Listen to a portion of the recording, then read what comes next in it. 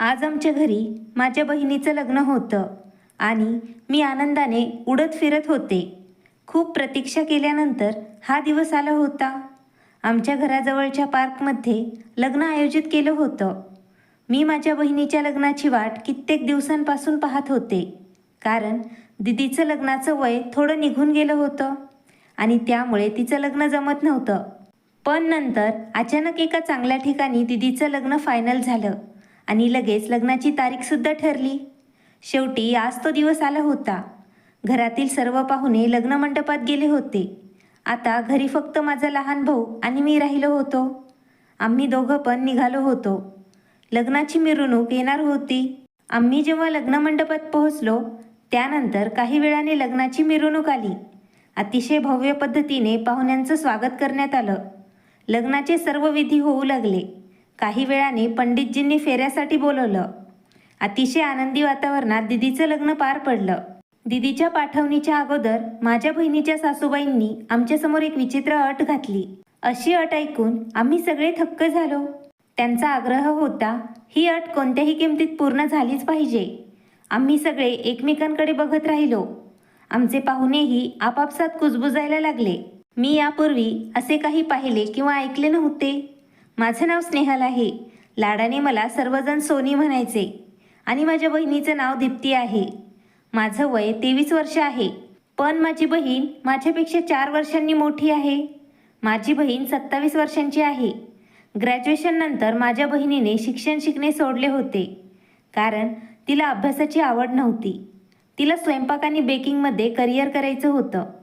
तिला स्वतः छोटी बेकरी उघडायची होती जेणेकरून तिला स्वतःचा व्यवसाय करता येईल. आम्ही सर्वांनी दिदीला पाठिंबा दिला. आमची सर्वांची इच्छा होती जर दिदीची आवड असेल तर तिने हे काम नक्कीच करावं. म्हणून दिदीने घरीच बेकरी, स्वयंपाक आणि बेकिंगचा एक छोटासा सेटअप तयार केला होता. तिने लोकांना होम डिलिव्हरी देखील करायला सुरुवात केली होती. पप्पा दिदीच्या व्यवसायात तिच्यासोबत होते आणि दिदीला पूर्ण सपोर्ट करत होते. पप्पा डिलिव्हरी देऊन यायचे आणि दिदी ऑर्डरनुसार जेवण बनवायची. आमचं चांगलं चाललं होतं आणि पप्पा पण एका नामांकित कंपनीत नोकरी करत होते. त्यांचा पगार पण चांगला होता. त्यामुळे आमच्याकडे पैशांची काही कमतरता नव्हती. दिदीचा व्यवसाय थोडा वाढताच पप्पांनी एक डिलिव्हरी बॉय कामावर ठेवला होता. तो प्रत्येक ऑर्डरनुसार त्याचं पेमेंट घ्यायचा आणि ऑर्डर देऊन यायचा. मी लास्ट इयरमध्ये शिकत होते. जेव्हा दिदीने हा व्यवसाय सुरू केला होता तेव्हा मला अभ्यासाची खूप आवड होती आणि मला मास्टर्स पूर्ण करून चांगल्या कॉलेजमध्ये प्रोफेसर व्हायचं होतं. त्या दिवसात आईबाबांनी घरी दिदीच्या लग्नाबद्दल बोलणे सुरू केले. परंतु माझ्या दिदीने त्यांना स्पष्ट सांगितलं होतं आता माझा व्यवसाय सुरू झाला आहे. मला अजून थोडा वेळ द्या म्हणजे मी व्यवस्थित सेटल होऊ शकेन. परंतु आईबाबा म्हणाले दीप्ती हीच लग्नाची योग्य वेळ आहे. बाकीच्या गोष्टी नंतर करता येतील. आईबाबांच्या सांगण्यावरून दिदीसुद्धा लग्नासाठी तयार झाली. नंतर दिदीच्या लग्नासाठी मोठ्या उत्साहाने स्थळ पाहायला सुरुवात झाली. सर्वांना दिदीच्या लग्नाबद्दल विचारलं होतं परंतु काय होत होतं ते कळत नव्हतं. दिदी दिसायला खूप सुंदर होती. तिची वेशभूषा चांगली होती. ती सुशिक्षित आणि कुशलही होती. परंतु तरीही दिदीचं लग्न कुठेच फायनल होत नव्हतं. काही कारणास्तव किंवा इतर गोष्टींमुळे लग्न जुळता जुळेना. जेव्हा आम्हाला वाटत होतं की लग्न निश्चित होईल नंतर काही कारणास्तव किंवा इतर गोष्टींसाठी ते तिथे स्टॉप व्हायचं. आम्ही पाहतच राहायचो. 4 वर्ष आईबाबा स्थळ पाहत होते. काही ना काही कारणाने अडचणी येत राहिल्या. लग्नासाठी होकार आला तर आईबाबांना ते स्थळ पसंत पडत नव्हतं. दिदी आता चिडचिडी झाली होती आणि या सर्व परिस्थितीमुळे घरात एक विचित्र तणावाचं वातावरण निर्माण झालं होतं. दिदीने आता स्वतःला गुन्हेगार समजायला सुरुवात केली होती आणि आता तिने स्पष्टपणे सांगितलं होतं माझ्यासाठी स्थळ बघायची काही गरज नाही. आता तुम्ही सर्वजण सोनीसाठी स्थळ पाहायला सुरुवात करा.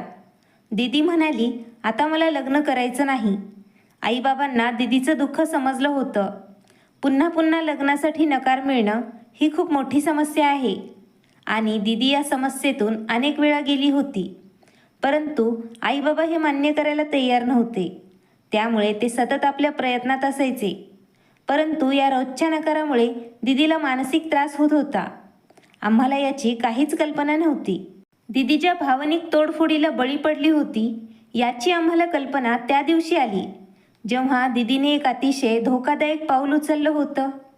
ते पाऊल म्हणजे आज काही लोक दिदीच्या लग्नासाठी तिला पाहायला आले होते. ती फॅमिली खूप छान दिसत होती. आई बाबा इकडच्या तिकडच्या गप्पा मारत होते.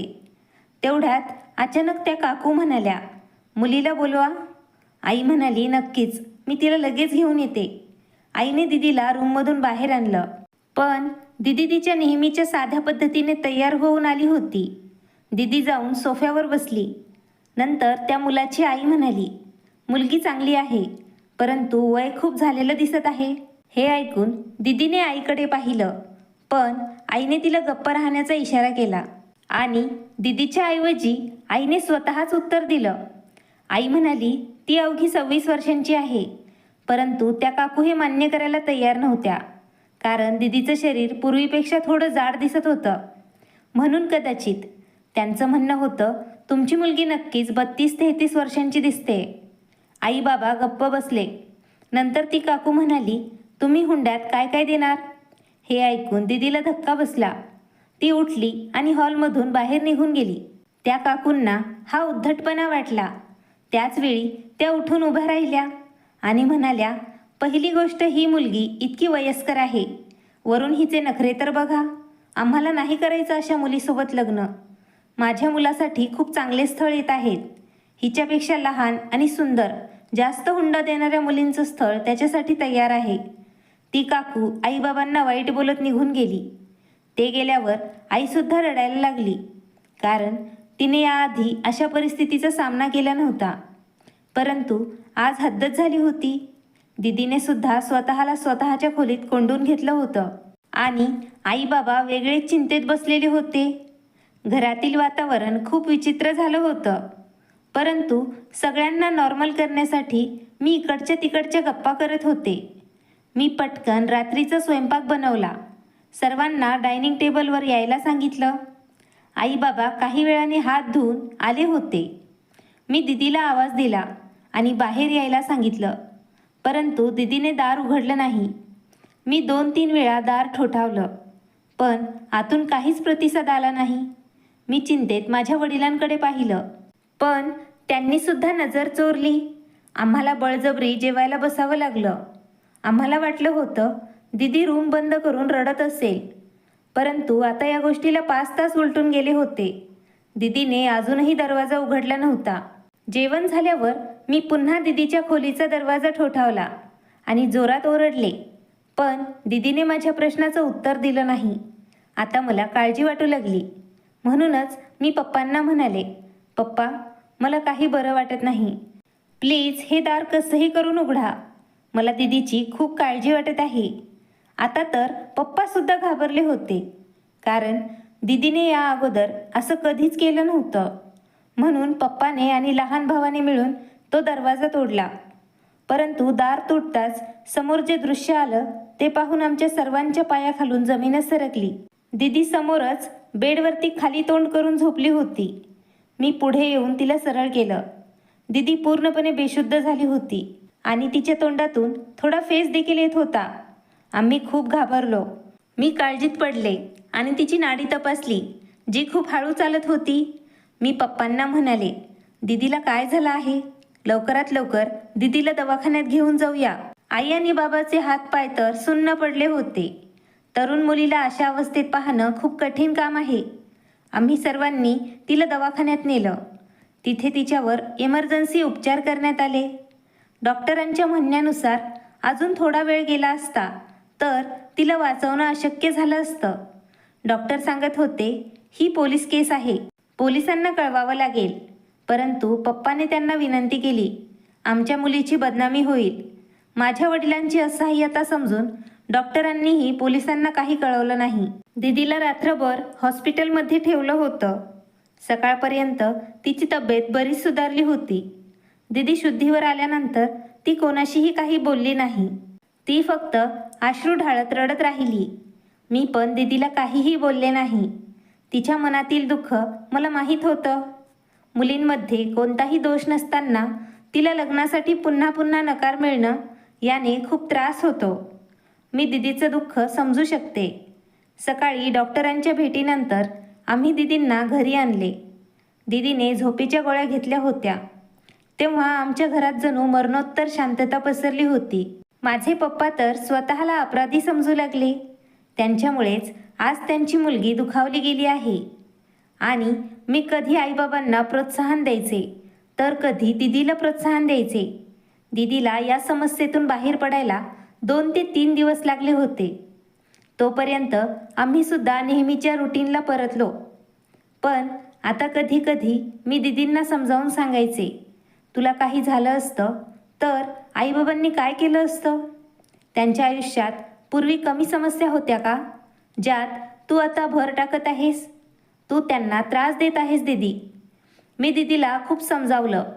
ती लाजेने मान खाली घालून बसून राहिली आणि ती काहीही बोलली नाही. या घटनेनंतर दीदी एकदम गप्प राहायला लागली. हो, एक गोष्ट होती जी तिने सोडली नव्हती, आणि ती गोष्ट म्हणजे तिचं काम. ती तिच्या कामात खूप प्रामाणिक होती आणि ती काम वेळेवर पूर्ण करायची. काही दिवस लाजिरवाण्या अवस्थेत राहिल्यानंतर एके दिवशी दीदी हात जोडून आईबाबांकडे गेली आणि तिने त्यांची माफी मागितली. आई आणि बाबासुद्धा याचीच वाट पाहत असावेत. त्यांनी दीदीला मिठी मारली आणि त्यानंतर ते तिघजणही जणू आज दुःखाचं ढग घेरला असल्यासारखं रडू लागले. त्यानंतर घरात सर्व काही सामान्य झालं. काही दिवसांनी आई आणि बाबा दीदीसोबत लग्नाबद्दल बोलणार होते, पण मी त्यांना थांबवलं. कारण तेव्हा दीदीची मानसिक स्थिती लक्षात घेऊन मी त्यांना काही काळ कोणत्याही लग्नाचं स्थळाकडे लक्ष देऊ नका असं सांगितलं होतं. आणि काही दिवस कोणालाही घरी तुम्ही बोलवू नका. त्यांनाही माझा मुद्दा समजला होता. म्हणून त्यांनी पुन्हा लग्नासाठी दीदीसमोर प्रस्ताव मांडण्याचा प्रयत्नच केला नाही. माझ्या दीदीनंतर माझा लग्नाचा नंबर होता, पण मला आत्ताच लग्न करायचं नव्हतं. कारण मी आत्ता मास्टर्स पूर्ण केलं होतं आणि मी कॉलेजमध्ये प्रोफेसरच्या नोकरीसाठी अर्ज देखील केला होता. माझी आवड होती मला सरकारी कॉलेजमध्ये नोकरी मिळावी. अभ्यासाच्या बाबतीत मी खूप चांगली होते. माझे रिझल्ट देखील खूप चांगले यायचे. मी नोकरीच्या शोधात होते. दुसरीकडे माझ्या घरचे लोक माझ्या दीदीसाठी स्थळ शोधत होते. त्या दिवसात सुजित नावाच्या मुलाचं स्थळ माझ्या दीदीसाठी आलं होतं. आमच्या परिसरात काही ओळखीचे लोक होते ज्यांच्यामार्फत हे स्थळ आलं होतं. माझ्या वडिलांनी सांगितलं, जर त्यांना मुलगी आवडली तर या नात्याबद्दल आपण पुढे बोलूया. ज्या काकांनी पप्पांना या स्थळाबद्दल सांगितलं होतं त्यांनीही होकार दिला. त्यानंतर 2 दिवसांनी मुलांच्या घरच्या मंडळींना निमंत्रण देण्यात आलं. आईबाबांनी चांगली व्यवस्था केली होती. आम्हाला पूर्ण आशा होती आता यावेळी लग्न निश्चितच होईल. त्यामुळे आम्ही पण तयारी त्याच हिशोबाने केली होती आणि आम्हाला जे अपेक्षित होतं तेच घडलं. पाहुण्यांची चांगली व्यवस्था केली होती आणि संवादादरम्यान त्यांनी एकमेकांशी महत्त्वाचे मुद्दे क्लिअर केले होते. दीदीसुद्धा घाबरत त्यांच्या समोर आली होती, कारण तिला भीती वाटत होती आजही नाकारले जाईल तिला. परंतु दीदीला पाहिल्यानंतर काही वेळाने त्यांनी लग्नासाठी तिच्यासमोर होकार दिला. सौभाग्याचं प्रतीक म्हणून त्या लोकांनी दीदीच्या हातावर काही पैसे ठेवले. आई बाबा निशब्द झाले होते, कारण हे लग्न इतक्या लवकर फायनल होईल अशी अपेक्षाही त्यांनी केली नव्हती. यावेळी त्या लोकांनी कोणताही आक्षेप घेतला नाही. दीदी लाजून आत निघून गेली आणि दीदीचे सुजितसोबत लग्न निश्चित झाले. मी स्वतः माझ्या बहिणीसाठी खूप आनंदी होते. शेवटी तिच्या सहनशीलतेचं फळ तिला मिळणार होतं. एक सुशिक्षित आणि चांगला डॉक्टर तिचा जीवनसाथी होणार होता. तिथे बसल्या बसल्या मुलांकडच्या मंडळीने आईबाबांनाही त्यांच्या घरी बोलवलं. 3 दिवसांनी आईबाबांना त्या मुलाच्या घरी जायचं होतं. आम्ही पण चांगली तयारी केली होती आणि 3 दिवसांनी आई आणि बाबा सुजितच्या घरी गेले होते. मुलाचे घर खूप चांगले सजवले होते आणि घरात सर्व चैनीच्या वस्तू होत्या. आई बाबा आणि मी पुन्हा पुन्हा घर पाहून आनंदी होऊ लागलो. मुलगासुद्धा खूप संस्कारी आणि प्रेमळ दिसत होता. सगळं ठीक होतं. सगळं चांगलं वाटत होतं. म्हणून तिथे बसल्यावर सुजितची आई म्हणाली, वहिनी, मला तुमच्याशी काहीतरी महत्त्वाचं बोलायचं आहे. मला आशा आहे की तुम्ही मला समजून घ्याल. त्या माझ्या आईला म्हणाल्या. तेव्हा आई म्हणाली, हो, जे काही आहे ते निश्चिंत होऊन सांगा. तेव्हा सुजितची आई म्हणाली, खरं तर मी आजारी आहे. मी शुगर आणि ब्लड प्रेशरची रुग्ण आहे. माझी तब्येत केव्हा बिघडेल हे मलाही माहीत नाही. म्हणूनच मला लवकरात लवकर सुजितच्या वधूला घरी आणायचं आहे, जेणेकरून त्यांचा सुखी संसार पाहून मी शांततेत मरेल. माझी तुम्हाला एकच विनंती आहे, सुजित आणि दीप्तीच्या लग्नाची तारीख लवकरात लवकर निश्चित करा. सुजितच्या आईने हे सांगताच आई बाबांकडे पाहू लागली, कारण आई हा निर्णय एकटी घेऊ शकत नाही. म्हणूनच तिला माझ्या वडिलांचं मत जाणून घ्यायचं होतं. पप्पाही थोडा वेळ विचार करून म्हणाले, ठीक आहे, तुमच्या इच्छेनुसार आमचाही या गोष्टीवर काही आक्षेप नाही. आम्हाला तयारीसाठी थोडा वेळ द्या, जेणेकरून आम्ही आमच्या मुलीला आदराने निरोप देऊ शकू. वडिलांचं बोलणं संपल्यावर सुजितची आई म्हणू लागली, भाऊ, तुम्ही कसलीच काळजी करू नका. आम्हाला हुंडा अजिबात नको. तुम्ही तुमच्या मुलीला फक्त 2 कपड्यांमध्ये निरोप द्या. तुम्ही आम्हाला तुमची मुलगी दिली, हीच आमच्यासाठी मोठी गोष्ट आहे, असं काकूंनी मोठ्या प्रेमाने सांगितलं. तर माझे वडील म्हणू लागले, हे तुमचे प्रेम आणि मोठेपणा आहे, पण आम्ही आमच्या मुलीला असं रिकाम्या हाताने निरोप देऊ शकत नाही. ही जगाची प्रथा आहे. हा समाज काय म्हणेल, म्हणून तिच्या नशिबात जे असेल ते तिला भेटणारच. असंच 1 महिना निघून गेला. 1 महिनाभरानंतर लग्नाची तारीखही निश्चित झाली. आई आणि बाबा खूप खुश होते. आमच्या कुटुंबातील हे पहिलंच लग्न होतं आणि माझा स्वतःचा आनंदही पाण्यासारखा वाहत होता. मी प्रत्येक तयारीत सक्रिय सहभाग घेत होते. एक चढ एक कपडे खरेदी करत होते. मी माझ्या दीदीसाठी खूप खरेदीही केली होती. त्या दिवसात एक आनंद माझी वाट पाहत होता. मला त्याच दिवसात सरकारी कॉलेजमध्ये प्रोफेसरची नोकरी मिळाली आणि 1-2 दिवसानंतर मला कॉलेजमध्ये जॉईन करायचं होतं. माझं यश पाहून सगळ्यांना खूप आनंद झाला. संपूर्ण परिसरात मिठाई वाटण्यात आली. मला पण खूप आनंद होत होता. एकामागून एक आनंद आम्हाला मिळत होता. आनंदाला जणू घरातून जाण्याचा मार्ग सापडला होता असं वाटू लागलं. पप्पांनी दीदीच्या हुंड्यासाठी काही वस्तू आधीच विकत घेतल्या होत्या. आता राहिलेल्या इलेक्ट्रॉनिक वस्तू आणि फर्निचरच्या वस्तू खरेदी करणे चालू होतं. आम्हाला पुन्हा सुजितच्या घरी जाणं झालं नव्हतं. लग्नाच्या तयारीत इतके व्यस्त होतो, त्यामुळे पुन्हा तिथे गेलोच नाही. सुजितच्या घरचे लोक 1-2दा आमच्या घरी आले होते. ते लोक दीदीच्या कपड्यांचं मोजमाप घेण्यासाठी आले होते आणि अशा महत्त्वाच्या चर्चा करण्यासाठी ते 2-3 वेळा घरी आले होते. आज आमचा प्लॅन सुजितकडे जाण्याचा होता. आम्ही त्यांच्यासाठी कपडेही बघणार होतो आणि त्यांच्या कपड्यांचं मोजमाप घेण्यासाठी महत्त्वाचं म्हणजे पप्पांनी त्यांना विचारलं होतं की लग्नात तुमच्या बाजूने किती लोक येणार आहेत.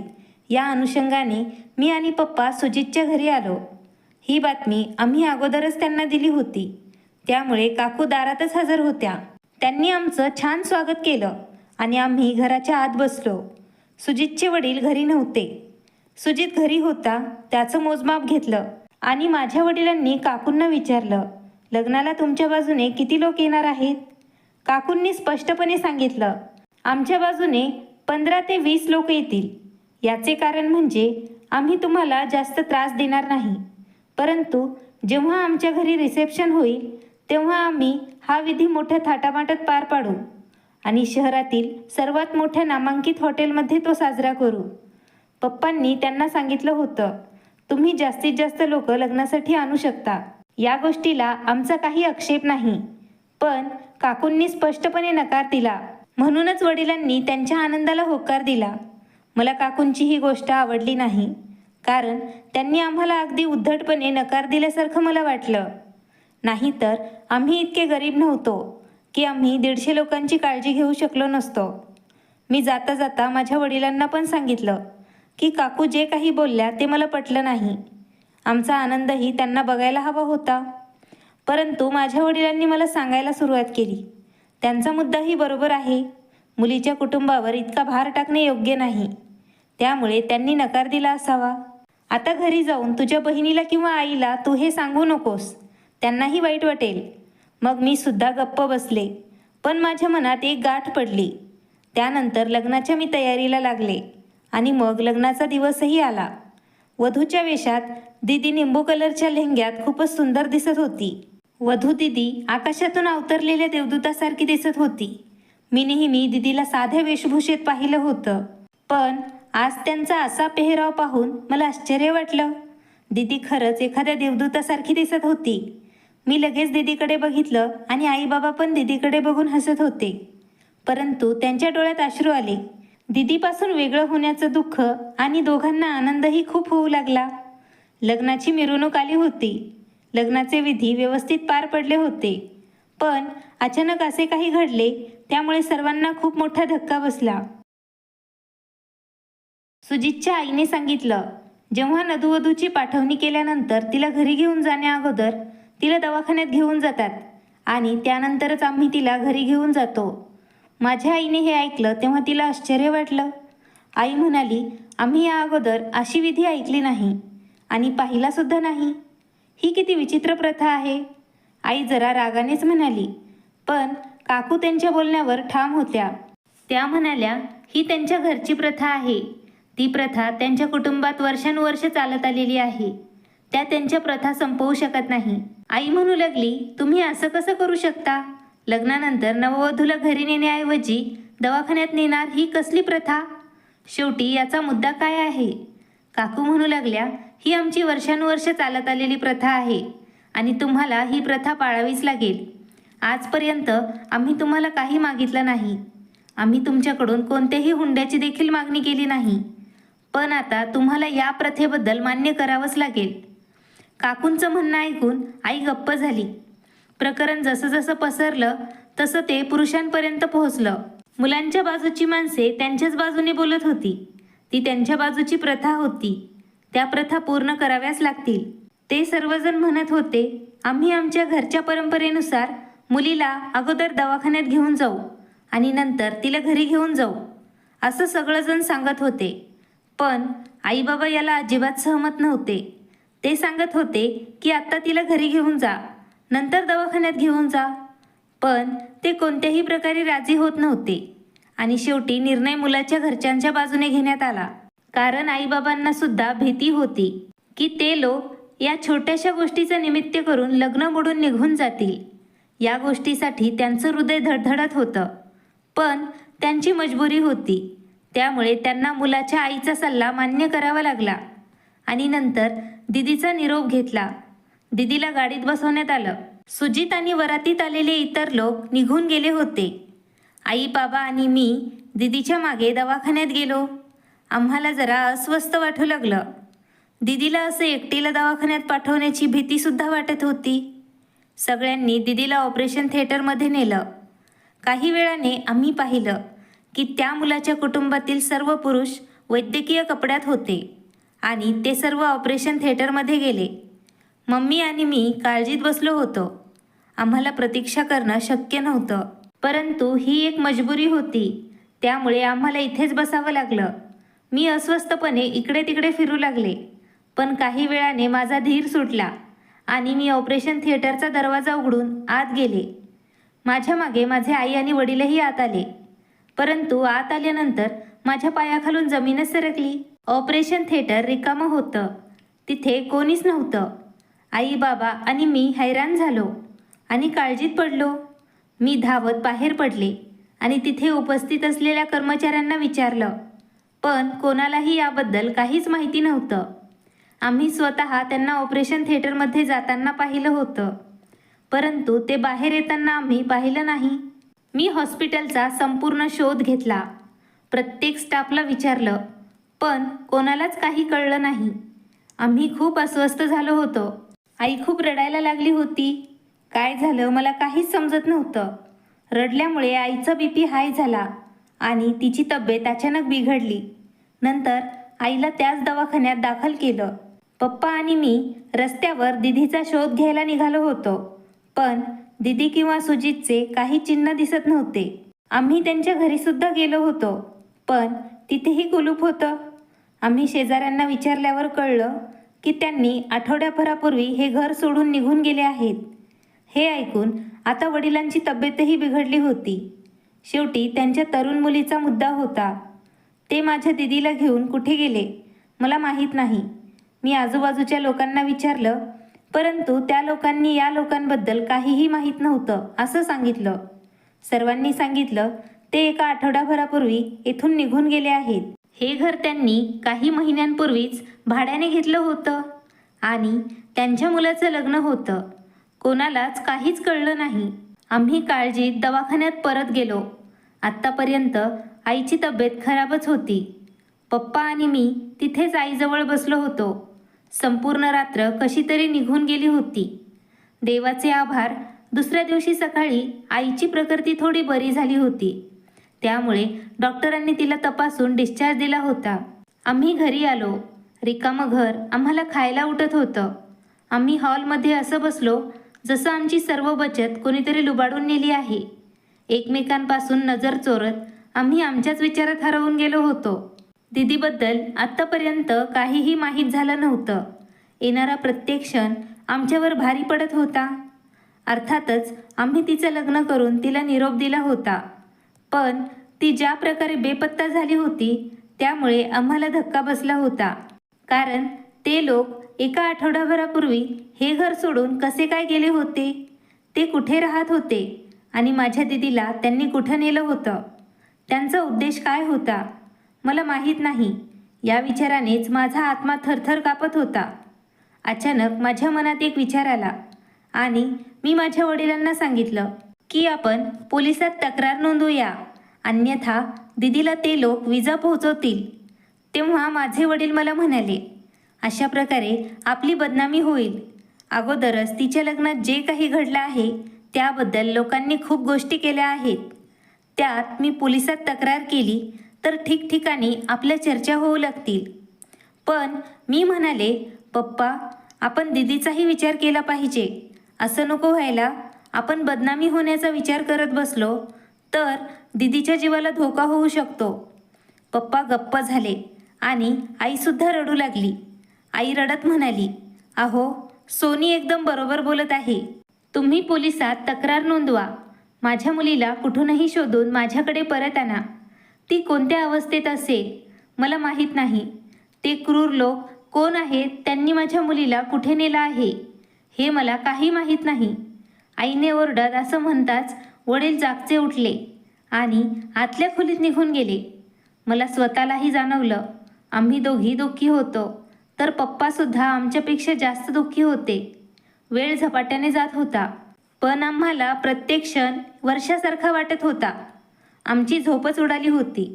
मी माझ्या वडिलांना पोलिसात तक्रार नोंदवण्यास सांगितलं, पण त्यावर मला वडिलांनी एवढंच सांगितलं की आज रात्रीपर्यंत आपण वाट पाहूया. उद्या मी पोलिसात जाऊन नक्की तक्रार दाखल करेल. वडिलांच्या आग्रहापुढे मीही गप्प बसले. वडील काहीतरी विचार करून बोलत असतील. आईची तब्येत दिवसेंदिवस ढासळायची.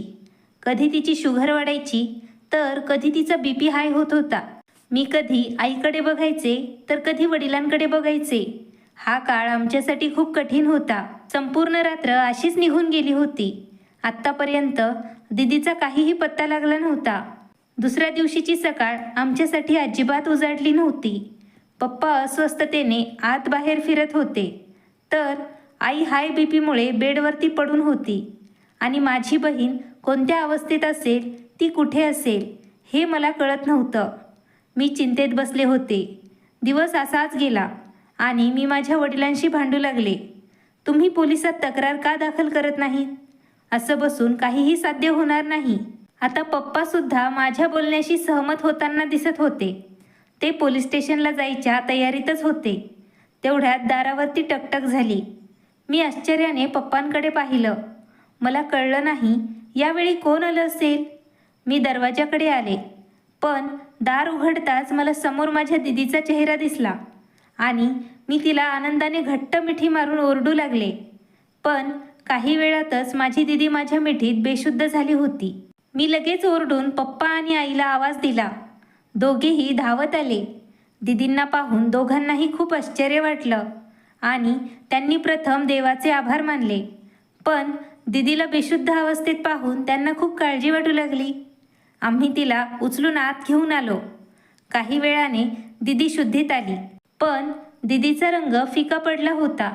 जणू काही वर्षानुवर्ष ती आजारी असल्यासारखी वाटत होती. शुद्धीवर येताच दिदीने तिचा हात तिच्या पोटाच्या उजव्या बाजूला ठेवला होता. चेहऱ्यावर दुःखाचे भाव तिच्या दिसत होते. मी दिदीला विचारलं, "दीदी, काय झालं? तुझं पोट दुखत आहे का?" मी विचारल्यावर ती नाहीमध्ये डोकं हलवू लागली आणि नंतर तिने तिच्या कोरड्या ओठांवर जीभ फिरवली आणि मला पाणी मागितलं. मी पटकन स्वयंपाकघरात गेले आणि दिदीला पाणी आणून दिलं. परंतु दिदीला उठता येत नव्हतं, म्हणून तिने आडवं पडूनच पाणी प्यायला सुरुवात केली. ग्लास खाली ठेवला आणि पुन्हा तिच्या शरीरात जीवच उरला नसल्यासारखं ती बेडवरती आडवं पडली. आम्ही तिघं खूप अस्वस्थ होतो आणि आम्ही तिघंजण चिंतेत दिदीकडे पाहू लागलो.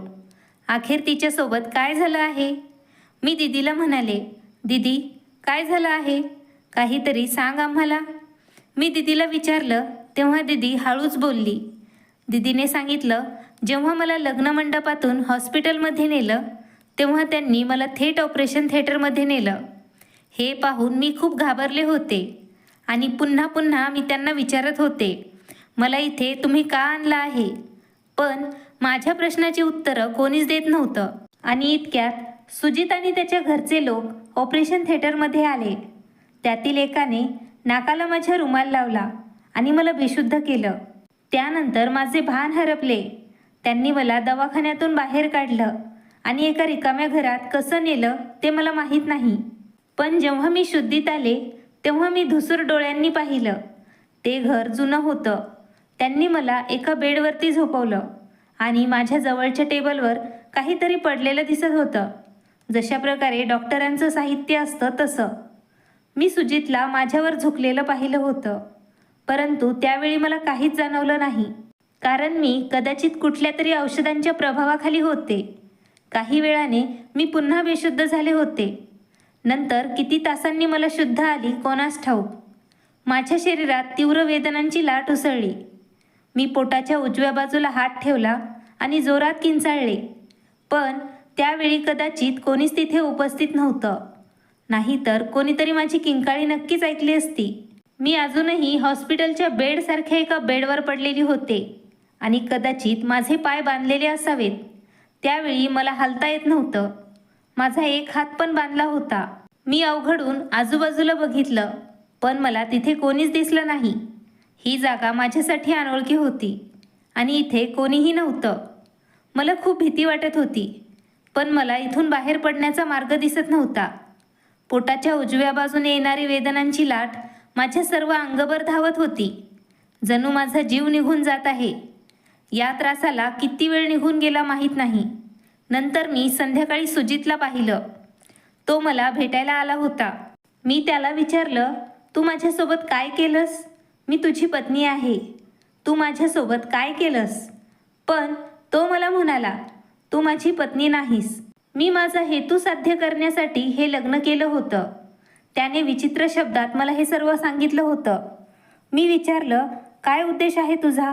तो म्हणाला, "मी मानवी अवयवांचा व्यवसाय करतो आणि मी तरुण मुलींच्या शरीराचे अवयव विकतो. जेव्हा मला मागणी येते तेव्हा मी ते जास्त किमतीत विकतो आणि विशेषतः लोक तरुण कुमारी मुलींच्या शरीराचे अवयव फार लवकर विकत घेतात, कारण हे कोणाला ना कोणाला दान करण्यासाठी उपयोगी पडतात आणि मग ते औषधांमध्ये देखील वापरले जातात.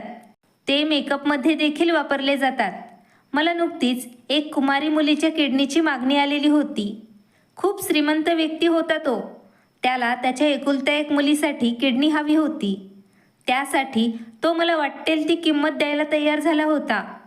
म्हणूनच मी लवकर तुझ्याशी लग्न करायचं नाटक केलं आणि तुझी एक किडनी काढून मी दुप्पट किमतीत विकली आहे. आता तू माझ्यासोबत आहेस जोपर्यंत मला दुसऱ्या किडनीची मागणी होत नाही. त्यानंतर तुझं काम संपवून मी तुला फेकून देईल." त्याचे शब्द ऐकून मी खूप घाबरून गेले होते. काही वेळाने सुजित तिथून निघून गेला. मला विचार करण्याची संधी मिळाली. मला इथून पळून जायचं होतं. मी इथे असं मरू शकत नाही. मी आजूबाजूला पाहिलं आणि पळून जाण्याचा विचार करत होते, पण मला दोरखंडाने बांधलेलं होतं. माझ्या एका हातावरची दोरी थोडी सैल झाली होती. बहुधा जवळ पडलेलं काहीतरी मला उचलता आलं होतं, म्हणून मी प्रयत्न करून काही अंतरावर पडलेली कात्री उचलली आणि हातपायांवर एक एक करून दोरी कापायला सुरुवात केली. त्यासाठी काही मेहनत घ्यावी लागली आणि वेदना सहन करून मी दोरखंडापासून मुक्त होण्यात यशस्वी झाले. नंतर मी तिथून पळ काढला. ही जागा शहरापासून खूप दूर होती. माझी एक किडनी देखील ऑपरेशन नंतर काढली गेली होती. मला धावताना खूप वेदना होत होत्या, पण कसं तरी मी रस्त्याच्या कडेला पोहोचले आणि तिथून एका गाडीने लिफ्ट घेऊन मी घरापर्यंत आले. दीदीने तिची दुःखाची कहाणी आम्हाला सांगितल्यावर आम्ही सगळे दगड झालो होतो. ते लोक किती क्रूर आणि धोकादायक होते. तो मुलगा हे सर्व कसं काय करू शकतो? मुलींशी असा घृणास्पद खेळ खेळून त्याचा आत्मा हादरला नसेल का? सुदैवाने दीदी वाचली.